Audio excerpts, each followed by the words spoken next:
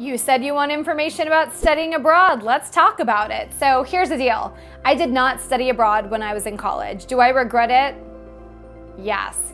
My younger brother, Jonathan, hey Jonathan, he studied abroad. I actually think I have a picture here of when I went to visit him abroad with my family. Ding. And he had the time of his life. My brother went to University of Central Florida, same school that I graduated from, and he wanted to go abroad. And he looked at the study abroad programs that the University of Central Florida had. So I think it's important to look and see what programs your university has. But then he also looked to see what programs other universities have. There's a couple universities that are really well known for their study abroad programs. So I would play around on Google and look for different lists of universities that are known for it. I think Syracuse University is one that's known for some really great study abroad programs. I think Florida State University has some as well. Every university has different programs. Some of them have satellite campuses in specific areas. Some of them have, you know, a London summer program, whereas other universities have it where you can go to London and study there year round, or maybe it's one semester, maybe it's another semester, maybe it's a study abroad with an internship, maybe it's a summer in LA program. So my point is you really want to do your research and you want to see what's out there.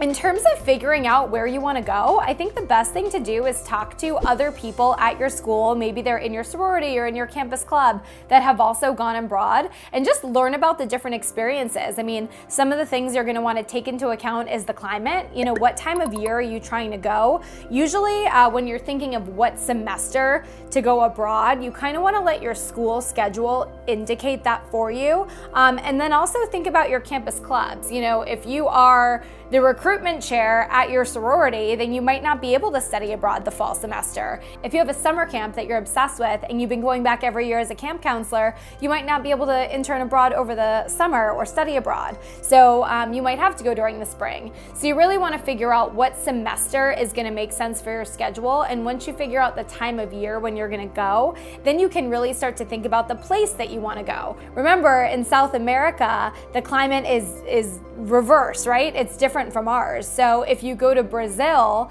in the wintertime, it's going to be summer there then. I actually just went there last year and it was great. It was winter here and cold, and it was summer and we could go on the beach there.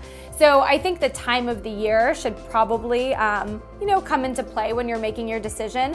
But do your research, and I think it's important to go to a place that you're excited and curious about. I don't recommend going to a place that you've been to 100 times before. So when my younger brother Jonathan studied abroad, he chose to go to Florence, Italy, which was really exciting and a really popular place to study abroad. Hundreds of thousands of students go there all the time to study abroad.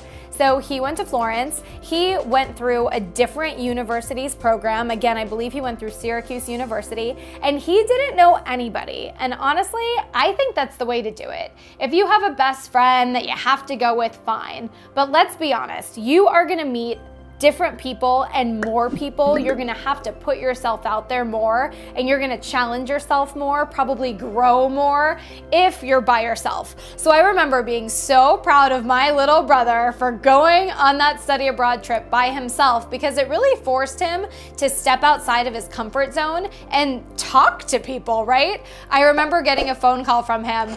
He's probably gonna be embarrassed, but he called me from New York City because he flew from Florida to New York, and then they were all meeting in New York to go to Italy, and he was like, "Lauren, there's all these pretty girls and right now I'm the only boy."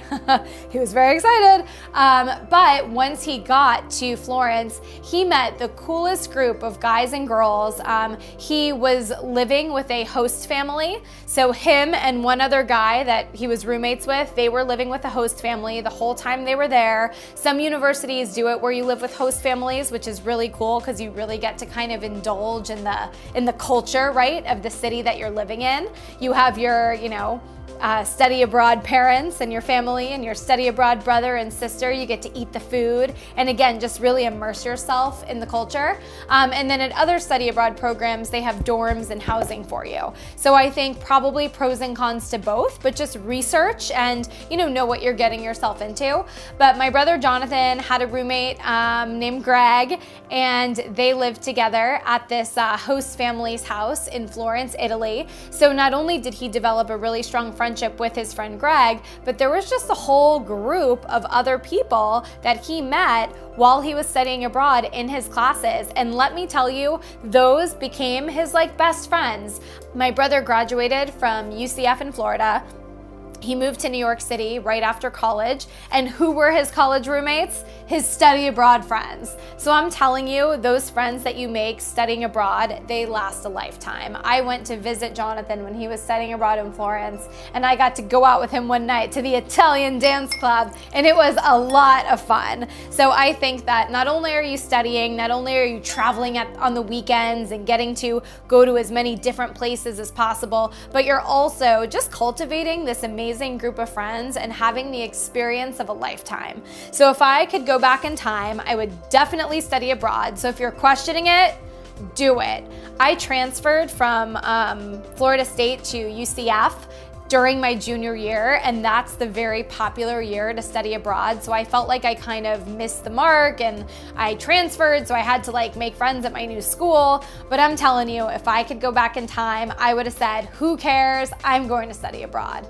So definitely study abroad, get the most out of it. You're gonna have a great time, and we'll make sure to do more videos on the subject.